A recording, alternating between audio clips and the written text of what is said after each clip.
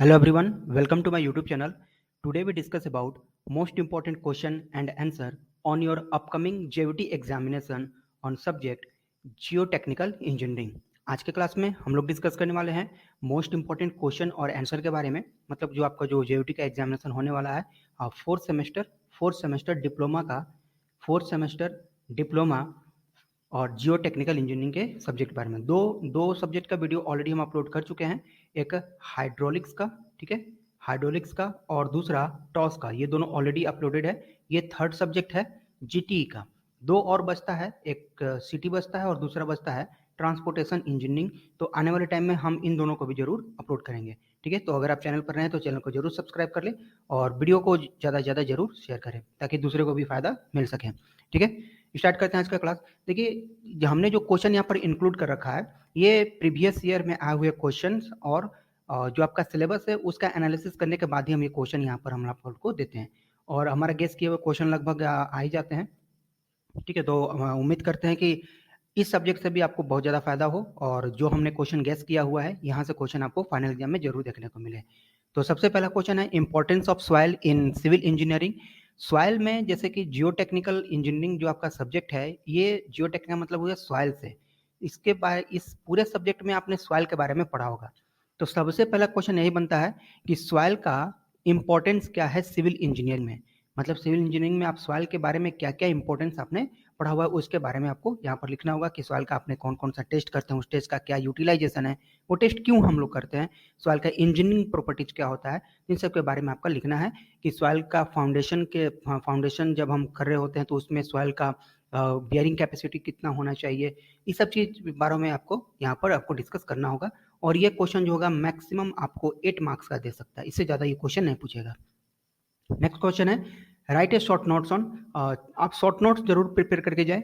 Void ratio का, porosity, degree of saturation, water content, relative density, specific gravity या फिर मास specific gravity, दोनों में से कोई एक पूछा जा सकता है। तो मास स्पेसिफिक ग्रेविटी थोड़ा सा ज़्यादा इंपॉर्टेंट है इसलिए हमने यहाँ पर इसको इंक्लूड करके रखा है कि mass specific gravity of soil. अगला क्वेश्चन है some important numerical based on above relationship. बहुत जरूरी है, बहुत ज़्यादा इंपॉर्टेंट है।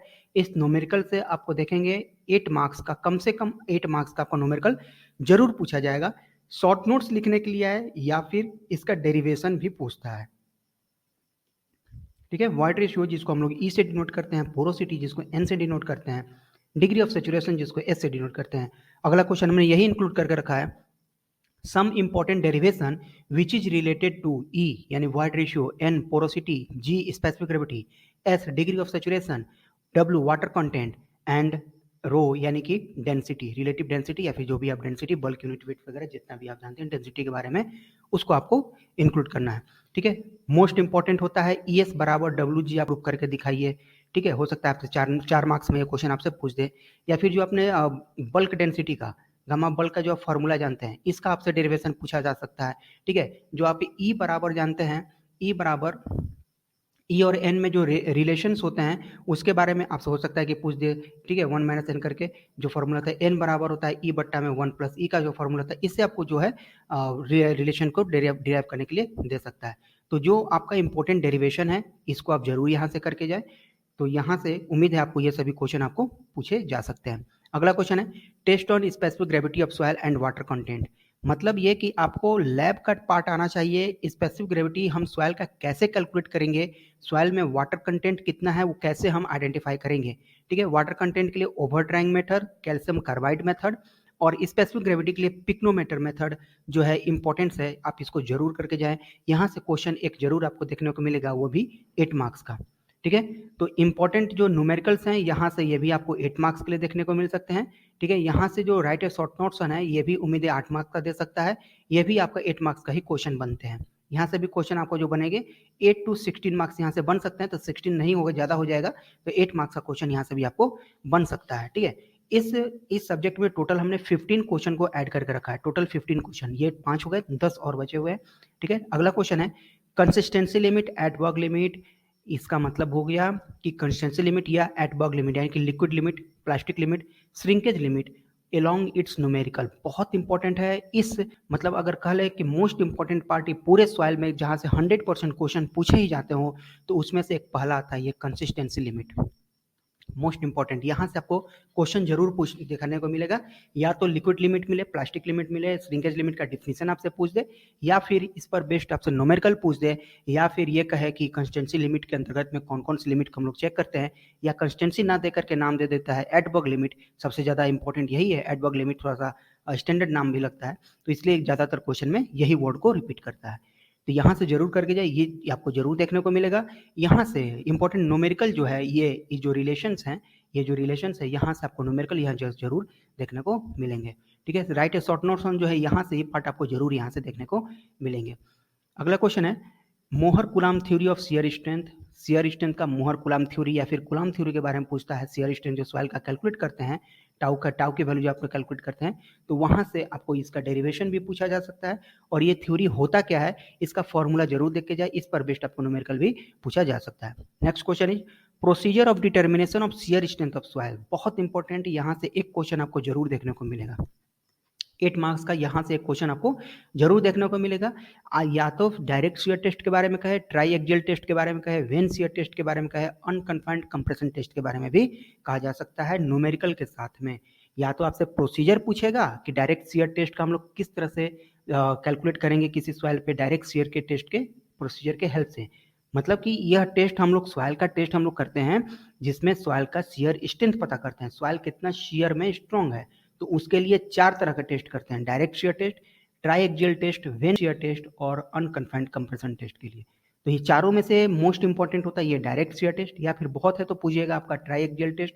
वेन शियर भी कभी कभी पूछा जा सकता है, ठीक है, ये भी इंपॉर्टेंट है, स्लो सॉफ्ट सॉइल के लिए यूज करते हैं, ऑब्जेक्टिव क्वेश्चन पूछता है कि सॉफ्ट सॉइल के लिए शियर स्ट्रेंथ टेस्ट में कौन सा टेस्ट हम लोग एप्लीकेबल होता है, कौन सा टेस्ट ज्यादा यूज करते हैं, तो उसका नाम होता है वेन शियर टेस्ट। ये सॉफ्ट सॉइल के लिए होता है। हार्ड सॉइल के लिए डायरेक्ट शियर टेस्ट आप कर सकते हैं, triaxial test, unconfined compressive test भी उसमें कर सकते हैं। तो यहाँ से एक क्वेश्चन आपको जरूर देखने को मिलेगा शियर स्ट्रेंथ ऑफ सॉइल से, यहाँ से पूछेगा डायरेक्ट शियर का टेस्ट का प्रोसीजर बताइए, या फिर इस पर बेस्ड आपको न्यूमेरिकल दे सकता है।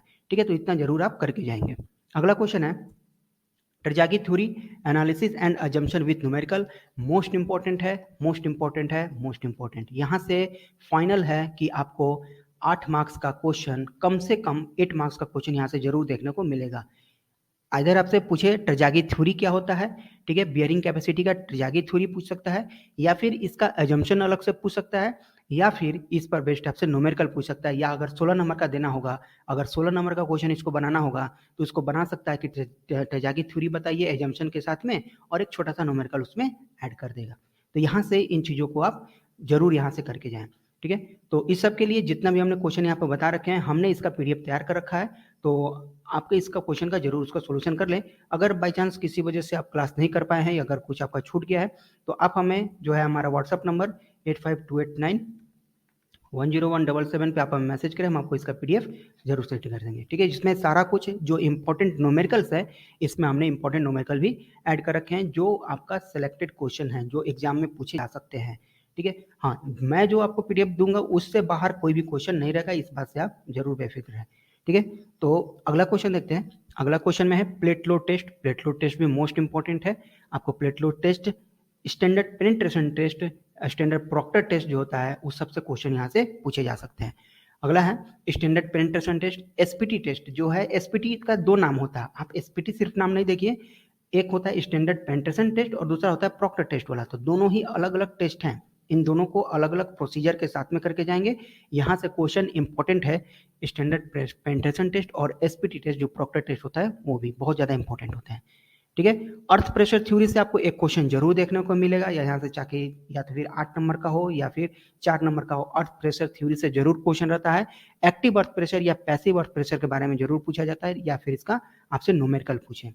ठीक है, अगला क्वेश्चन है टाइप्स ऑफ फाउंडेशन। फाउंडेशन कितने तरह के होते हैं, तो 2 तरह के फाउंडेशन, डीप फाउंडेशन और शैलो फाउंडेशन। डीप में आपको वेल फाउंडेशन मिलता है, ठीक है, पाइल फाउंडेशन मिलता है, और शैलो फाउंडेशन में जो आप जानते हैं 3-4 तरह का मैट फाउंडेशन, मैट या राउट फाउंडेशन, और आपका जो फुटिंग में आता है स्टेप फुटिंग, स्टेप फुटिंग, इस टाइप का, मतलब कि जिसका डेप्थ B/D का रेशियो, टरजागी थ्योरी में आपने पढ़ा होगा कि B/D रेशियो लेस देन 1 होता है, लेस देन ग्रेटर देन 1 होता है, तो शैलो में आता है, डीप में आता है, इस तरह की चीज़ आपने पढ़ा होगा। तो उसके बेसिस पर फाउंडेशन के टाइप्स को आपको डिफाइन करना होगा कि 2 तरह के होते हैं, डीप और शैलो टरजागी के अनुसार, और इसके अनुसार वो 2.5 को लिया हुआ था रेशियो, तो उसके अनुसार उसमें डीप और शैलो को वो डिफाइन करता है।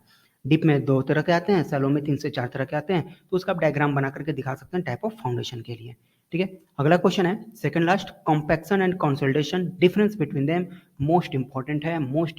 यहाँ से क्वेश्चन आपको फाइनली आपको क्वेश्चन जरूर देखने को मिलेगा। ठीक है, एक ट्रेजागी थ्योरी यहाँ से जरूर देखने को मिलेगा, और यहाँ से आपको देखने को मिल सकता है ये कॉम्पैक्शन, कंसोलिडेशन, या फिर इसके बीच का डिफरेंस क्या होता है, ये देखना चाह सकता है।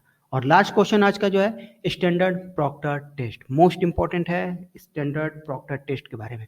आप इसको जरूर करके जाएं, यहाँ से आपको क्वेश्चन जरूर आपको देखने को मिलेगा। ठीक है, तो ये 15 क्वेश्चन, ये मात्र 15 क्वेश्चन यहाँ जो देख रहे हैं, ये 15 क्वेश्चन अगर आप कर लेते हैं तो मेरा गारंटी, ये इतना जरूर आप गारंटी के साथ कर सकूंगा कि 60 मार्क्स कम से कम आप जरूर अपने पेपर में ले आएंगे। ठीक है, इसका पीडीएफ जो है, इस क्वेश्चन को, सारा जो क्वेश्चन हमने लाइन से दिखाया रखा है, ये सारा क्वेश्चन का पीडीएफ मेरे द्वारा तैयार किया गया है। अगर किसी वजह से आपका तैयारी नहीं हो पाया है, आप नहीं क्लास कर पाए हैं, क्लास छूट गया है, समझ में नहीं आ रहा है, तो मैंने आपको ये आंसर के साथ में मैंने इसका पीडीएफ तैयार किया। आप हमारे व्हाट्सअप नंबर पे 8528910177 पर मैसेज करें, हम आपको इसका पीडीएफ जो है जरूर आपको सेंड कर देंगे। ठीक है, तो ये रहा आपका आज का ये चीज में। और इसके बाद आपको इसके जो पीडीएफ है, ये हम आपको यहाँ से देखिए, ये रहा इसका पीडीएफ, और यहाँ से मैं आपको इसको जो है सेंड कर दूंगा। ठीक है, तो आज के क्लास में इतना ही, मिलते हैं अपने नेक्स्ट क्लास में कुछ नए टॉपिक के साथ में। ठीक है।